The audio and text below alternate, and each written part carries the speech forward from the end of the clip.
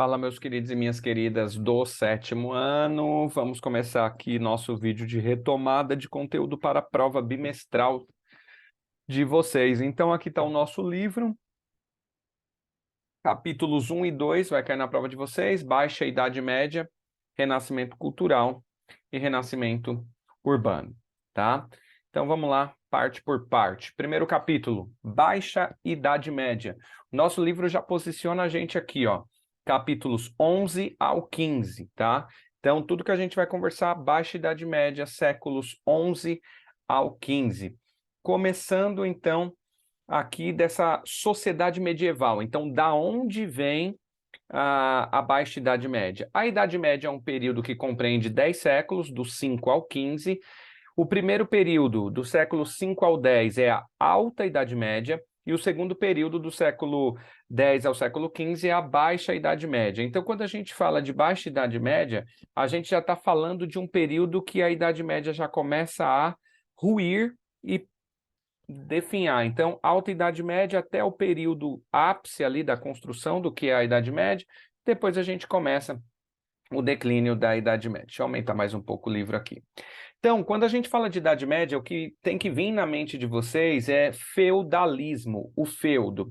O que significa feudalismo? Feudo é um pedaço de terra, nesse caso que a gente está estudando história, então feudo é a terra, e ismo é viver em função da terra, viver em função de alguma coisa. Então, feudalismo, viver em função da terra.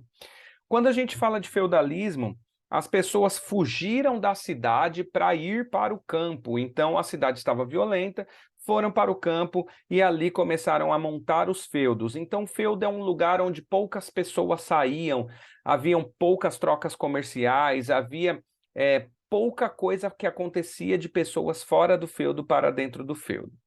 Porém, na Baixa Idade Média vai acontecer o que a gente chama aqui de alguns avanços para melhoria das técnicas de agricultura. Na nossa primeira página aparece aqui a charrua e a rotação trienal. A charrua vai ser isso que a gente está vendo na primeira imagem aqui. Bois ou cavalos carregando um maquinário que a gente tem aqui atrás, que ele vai ser chamado de para que ele consiga rasgar o solo para a plantação, né? Então, esse é o processo que está acontecendo aqui. Por que a charrua foi um invento maravilhoso? Porque antes esse instrumento era preso pelo pescoço do boi ou do cavalo, o que dificultava o trabalho dele. Quando ele puxava, ele ia perdendo ar e parava, né?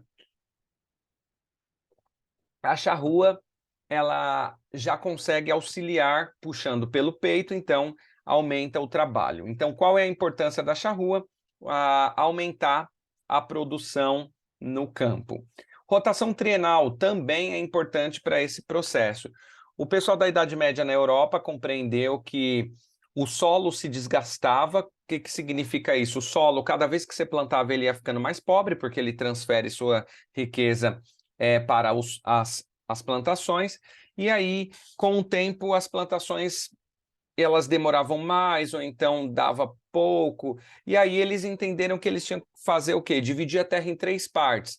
Dessas 3 partes, plantava em 2 e uma ficava descansando para eles melhorarem. E depois eles faziam a rotação, né?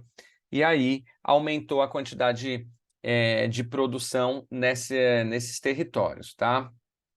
As cidades e feiras. É na Baixa Idade Média que as pessoas começam a sair daquilo que a gente chamou de feudo na parte anterior e começam a ter feiras comerciais. Aqui já é meio que o comecinho do renascimento da cidade e do comércio. O que vai acontecer? As pessoas vão experimentando sair do feudo, isso depois de uma guerra que é chamada As Cruzadas, né, do século 11 ao 13, e as pessoas saem do feudo, percebem que agora dá para viver fora do feudo, que eles não tinham essa percepção, e a partir desse período eles começam a voltar para a cidade. Voltando para a cidade, não vão trabalhar mais com a agricultura, então vão ter que procurar novos postos de trabalho. Então vai acontecer aqui o desenvolvimento do comércio a partir das pessoas voltando para a cidade. Esse comércio ele vai ser um comércio local, mas também vai ser um comércio que vai abranger diversos lugares do mundo do mundo deles ali, né? Europa e África. Por quê? Perdão, Ásia. Porque quando aconteceu as cruzadas, os europeus se movimentaram da Europa até Jerusalém e ali fizeram contatos comerciais que vai surgir a famosa burguesia, que aparece aqui grifado, burgos e burguesia. O que é a burguesia e como que a burguesia surge? As feiras medievais, elas levavam de 15 a 60 dias. Como que ela funcionava? O governante daquela cidade ou daquela região, um senhor, ele montava uma feira e ao lado da feira ele tinha que montar uma vila, porque essas pessoas vinham de longe para passar 15 a 60 dias. Essas pessoas são os comerciantes da Ásia e da Europa. Dentro desse período se forma essas vilas e essas vilas passam a ser chamadas de burgos e os moradores dessas vilas passam a ser chamados de burgueses.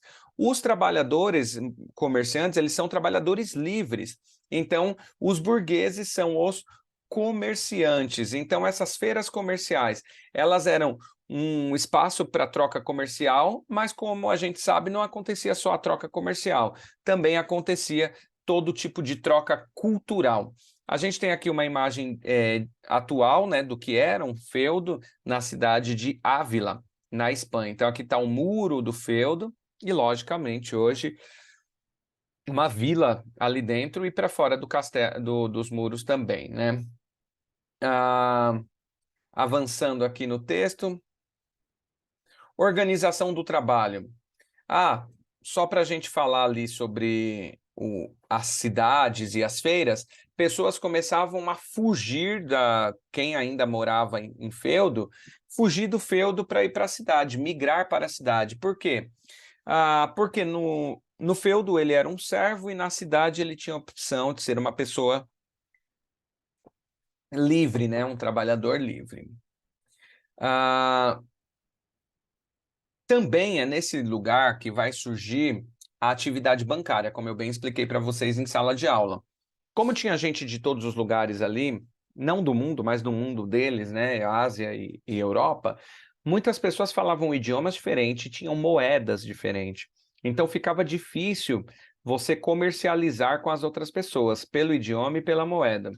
Até que surge um rapaz muito inteligente com uma ideia de fazer o câmbio, de trocar as moedas das pessoas para facilitar o comércio. É aí que surge o primeiro bancário. Esse nome banco, já expliquei para vocês também, ele tem esse nome por causa que foi num banco mesmo, esses bancos de praça, que ele começou a fazer as trocas ali. Então todo mundo falava, vou ao banco. Vou ao banco significava que ia ali fazer o câmbio, trocar as moedas para poder comprar com uma outra pessoa de outra região que utilizava uma moeda diferente da dele. Lógico que esse rapaz pegava uma porcentagem para ele, assim como os bancos fazem hoje em dia. Na organização do trabalho da cidade, a gente tem aí o que a gente chama de corporações de ofício. Então, para você ser um trabalhador, você tinha que se registrar para as cidades saberem qual é a quantidade que tinha de trabalhadores em cada área, para assim fazer um controle melhor para que não faltasse nada. Era também as corporações de ofício que determinava quanto você ia produzir, a quanto você podia vender, então ela serve para regular o trabalho ali na Idade Média, tá? E dentro dessas corporações haviam essas ligas, né, que eram organizações de trabalhadores. Aqui a gente tem um mapa das rotas comerciais, em bolinha vermelha as feiras e em preto as cidades mais importantes. Então, só para você ver que esses mercadores, eles andavam muito, por isso a necessidade das vilas que nós citamos anteriormente. A respeito da igreja, o que a gente precisa comentar aqui é sobre o poder que ela exercia na Idade Média. O poder dela vai ser quase que absoluto, quase que total. A Igreja Católica influenciava na arte, influenciava na política, escolhia muitos reis, influenciava nas leis, né? Escrevia e julgava as leis, né? Então, a gente vai ver um pouco mais para frente esses exemplos quando a gente falar de renascimento. O próximo tema que o livro traz aqui é o islamismo. A respeito do islamismo, a gente tem aí o início no século VII, no ano 622, Maomé, que é Mohammed, que é o profeta do islamismo, ele vive na cidade de Meca, quando ele começa a conversar com Alá, que a gente aqui pode chamar de Deus, e Alá diz para ele que só existe um Deus. Meca era uma cidade onde havia o politeísmo e o povo de Meca vivia por causa do turismo religioso. Então Maomé, quando começa a divulgar que existe somente um Deus, que é Alá, e ele foi o escolhido para ser o profeta, as pessoas da cidade se incomodam bastante, com medo de morrerem de fome, de acabar com o comércio. Então as pessoas da cidade começam a perseguir Maomé, e no ano de 622, Maomé foge de Meca, vai para uma outra cidade mais ao norte, chamada Iatrebe, que depois passa a se chamar Medina. Lá ele instaura o islamismo. Essa saída de Maomé de Meca para Medina, ela vai se chamar Hégira, é o início do islamismo e o início do calendário islâmico, ok? Depois, Maomé retorna a Meca, conquista a cidade e funda ali a base do islamismo em Meca. Existe lá um prédio antes de Maomé, chamado Kaaba, e esse prédio vai ser o prédio principal, né, o local principal de peregrinação de todos os muçulmanos. Então está aqui Maomé, Deus único, Medina, Hégira, islamismo. A gente tem aí 5 pilares, né, para que os muçulmanos sigam a religião, né? Igual no cristianismo tem 10 mandamentos, o islamismo tem 5 pilares. Quais são as coisas que o muçulmano tem que fazer na vida? Primeiro, acreditar em Alá e Maomé, seu profeta. Segundo, ir a Meca ao menos uma vez na vida. Terceiro, orar 5 vezes ao dia com o corpo virado para Meca, voltado para Meca. Quarto, ajudar os necessitados. E quinto, guardar o Ramadã, que é o mês de jejum, que é aquele que a gente conversou, que durante o período que há sol, eles não comem nem bebem nada, tá certo? Aqui está uma imagem do livro sagrado, que se chama Alcorão. E aqui, em negrito, está esses 5 pilares, né? Profissão da fé, Alá e Maomé, orações rituais, 5 vezes ao dia, voltado para a mesquita em Meca, caridade, jejum no Ramadã, peregrinação a Meca. Califados e expansão islâmica. É o processo após a morte de Maomé, onde os sucessores de Maomé se dividem em 2, né, os islâmicos, xiitas e sunitas. Um grupo acredita que quem tem que governar os árabes e o islamismo são sucessores de Maomé por linhagem de sangue, e outros não, pessoas mais preparadas, que aí eles determinam quem são. E aí a gente vê essa divisão. Porém, o que a gente precisa saber é que eles ampliam bastante o território islâmico. Então aqui tem um mapa. O islamismo ficava somente aqui na Arábia Saudita, e aí a gente tem primeiro conquistando essa parte mais laranja e depois a parte verde toda. Cabe a gente observar essa ocupação aqui, ó, na Península Ibérica, onde hoje é Portugal e Espanha, tá? Então eles chegam até a Europa. E aqui tem uma coisa interessante. Na Ásia, que eles vão conquistando e chegam a conquistar a cidade de Jerusalém. Por que a cidade de Jerusalém a gente precisa citar aqui? Porque quando os árabes dominam a cidade de Jerusalém, os árabes impedem a visitação dos cristãos ao sepulcro de Jesus e a alguns lugares considerados sagrados para os cristãos. Então, em 1095, o Papa Urbano II, ele convoca uma guerra contra os infiéis, que são os muçulmanos, com a ideia de libertar Jerusalém. Ao total foram 8 cruzadas, mas a gente vai falar aqui principalmente das 3 primeiras, tá? A primeira cruzada, os cristãos conquistam Jerusalém. Na segunda cruzada, os muçulmanos retomam a cidade. E na terceira cruzada, eles fazem um acordo e os muçulmanos ficam com o domínio da cidade, mas os cristãos ganham acesso à visitação aos lugares que eles consideram sagrados, tá? Essa terceira cruzada também fica conhecida como Cruzada dos Reis, e a quarta cruzada, só para citar, fica conhecida como Cruzada Comercial. Nesse mesmo período, está acontecendo fome e peste. Então, a Europa, no século XIV, tem aí a fome e a peste. Fome, por causa da falta de plantações, as pessoas saíram do campo, foram para a cidade trabalhar com outras coisas, e ainda tem o agravamento de inverno e diversas outras questões. E peste é a doença que vai matar 1/3 da população europeia, que a gente chama de peste negra, né? Essa peste negra, dá para fazer uma semelhança aí com o Covid-19, não na sua doença, mas na forma de combate à doença, né? Era uma doença que se transmitia pelo ar, então as pessoas, ao ter contato, conviverem no mesmo ambiente que as outras, elas se contaminavam.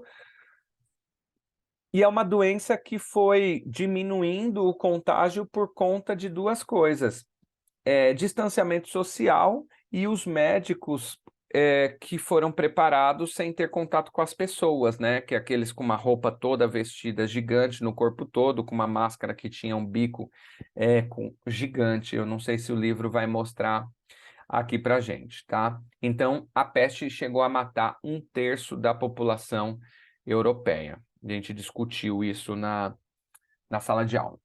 Rebeliões na Baixa Idade Média, eu só quero citar duas aqui. Revolta de Wat Tyler, na Inglaterra, e Guerra dos 100 Anos entre França e Inglaterra, e os Jáqueres, que vai aparecer aqui, ó, na França. Jáqueres significa o simples, que poderia ser o camponês, que se revoltou e começa a matar a galera. Só lembrar que durante o século XIV, com peste, fome e guerra, a Europa teve uma baixa na questão demográfica, né? Então, morreu muita gente, uma baixa na quantidade populacional. O capítulo 2 foi o capítulo que vocês apresentaram sobre o renascimento cultural e urbano. Lembrando, a gente já meio que falou ali do renascimento comercial e também do urbano, que é a cidade. Mas vamos ver aqui sobre o renascimento cultural também. Transformações de pensamento. Quando a gente fala de transformações de pensamento, são porque artistas começam a surgir nessas cidades e buscar o que já havia acontecido. Onde que eles vão buscar esse conhecimento? O que aconteceu já na Grécia e na Roma Antiga? Então a gente vai dizer que essa galera foi buscar a arte da Grécia e da Roma Antiga, certo? Ali já chegando no século XV. E aí a gente entra aqui na ideia, de fato, do que está rolando ali. Primeiro, uma ideia chamada humanismo, movimento intelectual, literário, filosófico, enfim, que se inicia no século XIV, que é aquele século ali de que está acontecendo peste, guerra e fome na Europa. Então, no meio desse turbilhão todo, surge o humanismo, que vão ser característica dos valores renascentistas, que vão olhar mais para o ser humano e não muito para o que o rei está dizendo ou para o que a religiosidade está colocando, tá? Então vai se opor aí quase que à ideia do Papa ser o cara que diz as coisas e está tudo certo. Então eles vão buscar razão, provar a partir da ciência tudo o que está sendo colocado ali. Um dos principais, ou os principais que o livro coloca aqui, mas eu quero citar um, é Thomas Moros, que escreve um livro chamado Utopia. Utopia é uma coisa interessante porque é tudo aquilo que a gente consegue imaginar, falar, mas a gente não consegue ver aquilo em prática. Por exemplo, a paz mundial. Talvez a paz mundial esteja dentro de uma questão utópica na sociedade. Todo mundo quer. Mas será que é possível que a paz aconteça? Será que está próximo disso acontecer? Será que é uma utopia? Será que nunca vai acontecer? Certo? Então, cientificismo. Também tem Galileu Galilei aqui, tem Leonardo da Vinci, Donatello, Rafael de Sanzio, depois a gente fala dessa galera. Cientificismo, que foi explicado aí pela Emily e pelo Carlos, O cientificismo ele vai trabalhar com a ideia da ciência. Então, se eu não consigo provar, talvez isso não seja real, ou talvez isso não deva acontecer. É aqui que vai aparecer o Galileu Galilei. E vai entrar em contraste com as ideias da Igreja Católica, que dizia que a Terra era plana, que a Terra era o centro do sistema planetário, e aí Galileu Galilei já vai discordar disso, vai montar uma luneta, vai mostrar estudos e tudo mais, tá? Dentro da ideia de humanismo ainda, vai aparecer o antropocentrismo, que a gente vai falar um pouco mais para frente, mas antropo significa ser humano, centrismo no centro. Então, o que era o pensamento que tudo vinha de Deus, agora não. Agora o ser humano pode moldar o seu destino, não fica só nas mãos de deuses. Pensadores do cientificismo. Nicolau Copérnico, que é mais antigo do que o período que a gente está estudando. É a partir do pensamento dele que Galileu Galilei vai dizer que o Sol é o centro do sistema planetário. Giordano Bruno, Galileu Galilei. E aqui estão as representações de heliocentrismo, Sol no centro, e teoria do geocentrismo, como se o planeta Terra fosse no centro, que essa era a teoria que a igreja defendia na época, tá? Renascimento cultural, como eu disse para vocês, o renascimento cultural vai mudar a forma de produção artística, certo? Eles vão voltar a pensar na Grécia e na Roma, só que fazer avançar a partir do que já havia sido produzido pelas sociedades europeias. Uma coisa interessante, as obras vão passar a ter profundidade. Então, deixa eu ver se eu pego alguma obra aqui, ó, por exemplo, esses caras aqui, ó, pintados. Pode ver que não tem profundidade na imagem deles, é eles e ponto final, o fundo não importa tanto. Agora, quando você pega uma obra dessa daqui, o Casamento da Virgem, olha aqui a profundidade, ó, você consegue enxergar que tem algo mais ao fundo, algo mais adiante, então as obras passam a ter essa perspectiva. Uma outra coisa também é que as obras pintavam sempre relacionado a deuses, como essa daqui do Sandro Botticelli, O Nascimento de Vênus. Agora as obras passam a ter elementos humanos. Então esse é o antropocentrismo, trazer o ser humano para o centro. O Renascimento ele vai surgir principalmente na Itália, e vai surgir aí a prática de mecenato, que é a prática de financiar artistas. Alguns reis, alguns príncipes passam a fazer isso. Alguns autores, como Leonardo da Vinci, por exemplo, dissecava cadáveres, abria os cadáveres para estudar por dentro e tudo mais. Isso era proibido na época pela Igreja Católica. Ele podia ser condenado e morto na fogueira da Inquisição, tá? Os mercadores também eram exploradores, então estava todo mundo explorando ali. Lógico que os mercadores queriam explorar pelo lucro, né? E lógico que aí a gente tem o Renascimento transformando a forma que a Europa fazia a arte, né? Então aqui, ó, de novo, Deus no centro, e aqui seres humanos no seu cotidiano normal. Observe que essa obra aqui tem profundidade também. Renascimento comercial e urbano. Essa galera saindo do feudo, voltando para a cidade, montando feiras comerciais, como a gente conversou anteriormente. Ó, o mapa aqui novamente sendo apresentado, né? Cidades, comércio e trocas culturais. Então, todo esse pensamento, pessoas da China, pessoas da Turquia, pessoas da Pérsia e de toda a Europa trocando não somente produtos, mas com certeza trocando muita cultura e aprendendo muito uns com os outros. Meus queridos, vou ficando por aqui. Bons estudos para vocês e a gente se vê na terça-feira. Até lá.